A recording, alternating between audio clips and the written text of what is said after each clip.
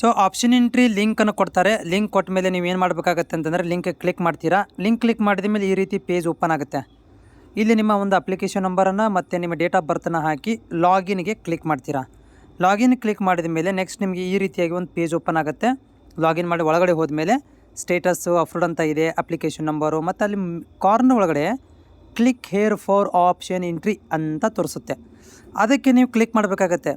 Click ಮಾಡಿದ ತಕ್ಷಣ ನಿಮಗೇನಾಗುತ್ತೆ ಅಂದರೆ ಒಂದು OTP ನಿಮ್ಮ ಮೊಬೈಲ್ ನಂಬರ್ಗೆ OTP ಹೋಗುತ್ತೆ. ನೀವೇನು ನಂಬರ್ ಕೊಟ್ಟಿರ್ತೀರಲ್ಲ ಆ ನಂಬರ್ಗೆ OTP ಹೋಗುತ್ತೆ. ಆ ಒಂದು OTPಯನ್ನು ಹಾಕಿ ಇಲ್ಲಿ ಕೆಳಗಡೆ ಸಬ್ಮಿಟ್ ಅಂತ ಇದೆ, ಆ ಒಂದು ಸಬ್ಮಿಟ್ ಅಂತ ಕೊಡಬೇಕಾಗತ್ತೆ. ಸಬ್ಮಿಟ್ ಅಂತ ಕೊಟ್ಟ ಮೇಲೆ ನೆಕ್ಸ್ಟ್ ನಿಮಗೆ ಈ ರೀತಿಯ ಒಂದು ಪೇಜ್ ಓಪನ್ ಆಗುತ್ತೆ. ಇಲ್ಲಿ ನಿಮ್ಮಗಳಿಗೆ ಡಿಸ್ಟ್ರಿಕ್ಟನ್ನು ಸೆಲೆಕ್ಟ್ ಮಾಡ್ಕೋಬೇಕು.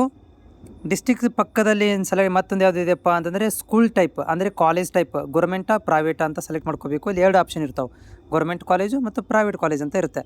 ಅದಕ್ಕೆ ಕ್ಲಿಕ್ ಮಾಡಿದರೆ ಮೇಲೆ ಏನು ಬರುತ್ತೆ ನಿಮಗೆ ಇಲ್ಲಿ ನೆಕ್ಸ್ಟು ಈ ರೀತಿಯಾಗಿ ಒಂದು ಪೇಜ್ ಓಪನ್ ಆಗುತ್ತೆ. ಅದರಲ್ಲಿ ಏನು ಬರುತ್ತೆ ಕಾಲೇಜ್ ಲಿಸ್ಟ್ ಬರಲಿಕ್ಕೆ ಸ್ಟಾರ್ಟ್ ಆಗ್ತಾವೆ. ಗೌರ್ಮೆಂಟ್ ಬೇಕಂದ್ರೆ ಬರೀ ಗೌರ್ಮೆಂಟ್ ಮಾತ್ರ ಬರ್ತವೆ, ಪ್ರೈವೇಟ್ ಬೇಕಂದ್ರೆ ಪ್ರೈವೇಟ್ ಮಾತ್ರ ಬರ್ತವೆ. ಆಲ್ ಅಂತ ಕೊಟ್ಟರೆ ಗೌರ್ಮೆಂಟು ಪ್ಲಸ್ ಪ್ರೈವೇಟು ಬರ್ತವೆ. ಮತ್ತು ನಿಮಗೆ ಒಂದೇ ಜಿಲ್ಲೆ ಸೆಲೆಕ್ಟ್ ಮಾಡ್ಕೋಬೇಕಂತಿಲ್ಲ, ನಿಮಗೆ ಯಾವ ಜಿಲ್ಲೆ ಬೇಕು ಎಲ್ಲ ಜಿಲ್ಲೆಗಳನ್ನ ಸೆಲೆಕ್ಟ್ ಮಾಡ್ಕೋಬೋದು ಇಲ್ಲಿ. ಆದರೆ ಏನು ಮಾಡಬೇಕು ಇಲ್ಲಿ ಆಪ್ಷನ್ ಎಂಟ್ರಿಗಳನ್ನ ಹೆಂಗೆ ಮಾಡ್ಕೋಬೇಕಂತಂದರೆ ಒಂದೊಂದಾಗಿ ಸೀರಿಯಲ್ ವೈಸ್ ಹಾಕ್ಕೊಂತ ಹೋಗಬೇಕಾಗತ್ತೆ. ಇಲ್ಲಿ ನೋಡಿ ಒಂದಷ್ಟು ನಿಮಗೆ 1 2 3 ಒಂದು 3 ಕಾಲೇಜ್ ಸೆಲೆಕ್ಟ್ ಮಾಡ್ಕೊಂಡಿರ ನೀವು. ಇದರಲ್ಲಿ ನೀವು ಪ್ರೈವೇಟ್ ಕಾಲೇಜು ಮಾಡ್ಕೋಬೋದು, ಗೌರ್ಮೆಂಟ್ ಕಾಲೇಜನ್ನು ಕೂಡ ಮಾಡ್ಕೊಳ್ಬೋದು. ಈ ರೀತಿಯಾಗಿ ನಿಮಗೆ ತೋರಿಸುತ್ತೆ ಸೇವ್ ಅಂಡ್ ಸಬ್ಮಿಟ್ ಅಂತ ಕೊಟ್ಟಾಗ. ಓಕೆ, ಈ ರೀತಿ ಬರುತ್ತೆ. ಆಮೇಲೆ ನೀವೇನು ಮಾಡಬೇಕಂತಂದ್ರೆ ಇಲ್ಲಿ ಕನ್ಫರ್ಮ್ ಸೇವ್ ಅಂಡ್ ಸಬ್ಮಿಟ್ ಮಾಡ್ಕೋಬೇಕು ನಿಮ್ಗೆ ಇಷ್ಟ ಇದ್ದರೆ, ಇಲ್ಲಾಂದರೆ ನೋ ಅಂತ ಬಿಟ್ಟುಬಿಡಬೇಕು ಮತ್ತು ಆಪ್ಷನ್ ಎಂಟ್ರಿ ಮಾಡ್ಬೋದು. ಇದು ಮಾಡಿದ ಮೇಲೆ ಸೇವ್ ಎಂಟ್ರಿ ಕೊಟ್ಟ ಮೇಲೆ ಎಸ್ ಅಂತ ಕೊಡಬೇಕು. ಎಸ್ ಅಂತ ಕೊಟ್ಟ ಮೇಲೆ ನೋಡಿ ಎಸ್ ಅಂತ ಕೊಡಬೇಕು. ಎಸ್ ಅಂತ ಕೊಟ್ಟ ಮೇಲೆ ನಿಮಗೆ ಈ ರೀತಿಯಾಗಿ ಬರುತ್ತೆ ಏನಂದರೆ ಡಾಟಾ ಸೇವ್ಡ್ ಸಕ್ಸಸ್ಫುಲಿ ಅಂತ ಬರುತ್ತೆ.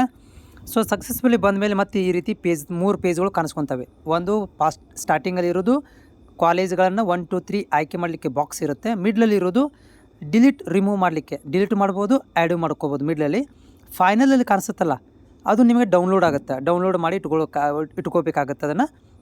ನೋಡಿ ಈ ರೀತಿಯಾಗಿ ನಿಮ್ಗೆ ಇನ್ ಕೇಸ್ ಆಫ್ ಇಲ್ಲಿ ಬ್ಲೂ ಇದರಲ್ಲಿ ಯೆಲ್ಲೋ ಕಲರ್ ತೋರಿಸಿದ್ದಾರೆ. ನನಗೆ ಇದು ಇಷ್ಟ ಆಗಲಿಲ್ಲಪ್ಪ, ನಾನು ಇದನ್ನು ರಿಮೂವ್ ಮಾಡಬೇಕಾಗಿದೆ. ಸೊ ಅವಾಗ ನೀವೇನು ಮಾಡ್ಬೋದು ಅಂತಂದರೆ ಇಲ್ಲಿ ರಿಮೂವ್ ಮಾಡ್ಬೋದು, ಆ್ಯಡ್ ಮಾಡ್ಕೋಬೋದು. ಓಕೆ, ಸೊ ಉದಾಹರಣೆಗೆ ಇಲ್ಲಿ ತೋರಿಸಿದ್ದೀವಿ ಏನಂತಂದರೆ ಯು ವಾಂಟ್ ಟು ಅಪ್ಡೇಟ್ ಅಂದರೆ ಅಲ್ಲಿ ಎರಡನೇದನ್ನು ಮೂರನೇದನ್ನು ಎರಡನೇದು ಈ ರೀತಿ ನಾವು ಅಪ್ಡೇಟ್ ಮಾಡ್ಕೊಳ್ಬೋದು. ಆಮೇಲೆ ನಿಮ್ಗೇನಾದರೂ ಇಷ್ಟ ಇರಲಿಲ್ಲ, ರಿಮೂವ್ ಮಾಡಬೇಕಿತ್ತು. ಸೊ ಅವಾಗ ಇಲ್ಲಿ ರಿಮೂವ್ ಬಟನ್ಗೆ ಕ್ಲಿಕ್ ಮಾಡ್ಬೋದು. ಓಕೆ, ಅದಕ್ಕಿಂತ ಮೊದಲು ನೀವೇನು ಮಾಡಬೇಕಾಗತ್ತಂದರೆ ನೀವು ರಿಮೂವ್ ಮಾಡುವಂಥ ಆಪ್ಷನ್ಗಳಲ್ಲಿ ಪಕ್ಕದಲ್ಲಿ ಸೆಲೆಕ್ಟ್ ಅಂತ ಇರುತ್ತೆ, ಅಲ್ಲಿ ಟಿಕ್ ಮಾಡ್ಕೊಂಡು ರಿಮೂವ್ ಬಟನ್ ಒತ್ತಿಬಿಟ್ರೆ ನಿಮಗೆ ನೆಕ್ಸ್ಟು ಕನ್ಫರ್ಮ್ ರಿಮೂವ್ ಅಂತ ಬರುತ್ತೆ. ಓಕೆ ಮಾಡಿಬಿಟ್ರೆ ರಿಮೂವ್ ಆಗಿಬಿಡುತ್ತೆ. ಓಕೆ, ಎಸ್ ಸಕ್ಸಸ್ಫುಲಿ ರಿಮೂವ್ ಅಂತ ಬರುತ್ತೆ. ಇಲ್ಲಿ ನೋಡ್ಬೋದು 3 2 ಆಗಿದೆ. ಹೌದಾ, ರಿಮೂವ್ನು ಕೂಡ ಮಾಡ್ಕೋಬೋದು, ಆ್ಯಡು ಮಾಡ್ಬೋದು.